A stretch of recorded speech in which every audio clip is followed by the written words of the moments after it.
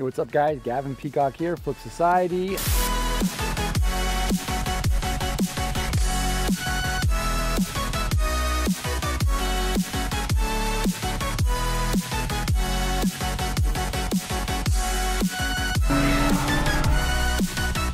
I am up at our family cottage in Halliburton. I am standing in front of a big tree fort playhouse with my GoPro up on a tripod on top. I am attempting to make a very quick video on a super simplistic way to make GoPro time lapses. Step number one for sure is you need a beautiful landscape opportunity with a gorgeous sunset. Without that gorgeous sunset and clouds and sky, you're not gonna get your time lapse. So I've rigged the GoPro up. Currently right now it is running off of a USB cable into an adapter into extension cord. You can see here, running off into the cabin. That way you're never relying on batteries. That probably is rule number 2. Never rely on battery power for your time lapses that are going to run for several hours, multiple hours, the whole night like I'm planning. Yeah, so we're going to go up there. I'll show you more detail of what's set up, and that's about it for now. So everyone's always asking what magic settings do you need for the time lapse to work nicely. I literally have my GoPro set at default everything. Pro Tuning is tuned off. It's doing the auto time-lapse mode with a photo every 10 seconds until the sun is gone, until it starts to get very dark. Big secret is I'm going to stop the time-lapse. I have everything locked off, like I said, so nothing will move when I change the camera. I'm just going to turn the Wi-Fi settings on. I'm going to connect to the phone, and I'm going to start, I'm going to activate the night-lapse mode and get that exposure way up, get the shutter times way longer. Say GoPro time-lapse. GoPro time-lapse. Alright guys, it's about 9 p.m.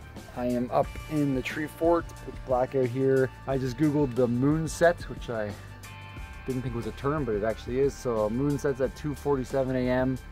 giving me about 3 or 4 hours of legit darkness, minus all these lights on the lake before the sun comes up. So I'm just for fun gonna do a 20 second, I forget what I decided on. 15 or 20 second exposure versus the 30 because the moon's out, it's so bright, we're not gonna need that much open shutter time on the camera.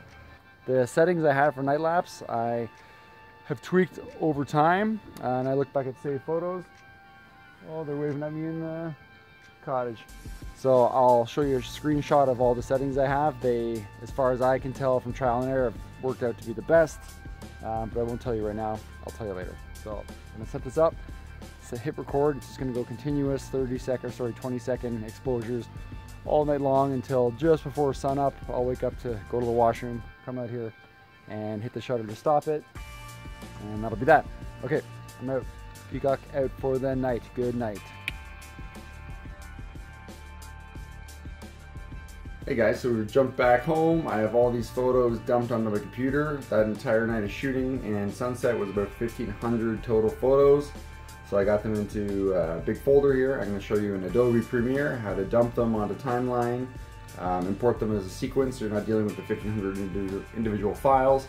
And yeah, very easy. Spit out a time lapse. So I'm going to jump onto the screen recorder and keep narrating in the background to finish this video off. Nice and easy. Here we go.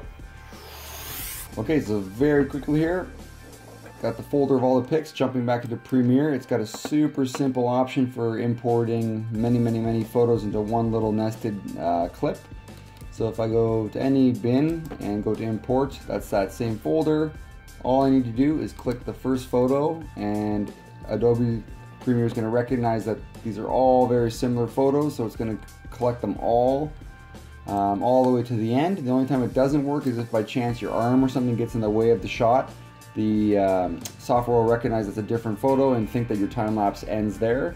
So that can get kind of annoying. I noticed a few shots my hand gets in the frame, so I had to go around and cut around those, but otherwise it's going to grab all of these and create one, I guess that like a nested sequence. So now all those photos are showing like a video clip instead of individual files.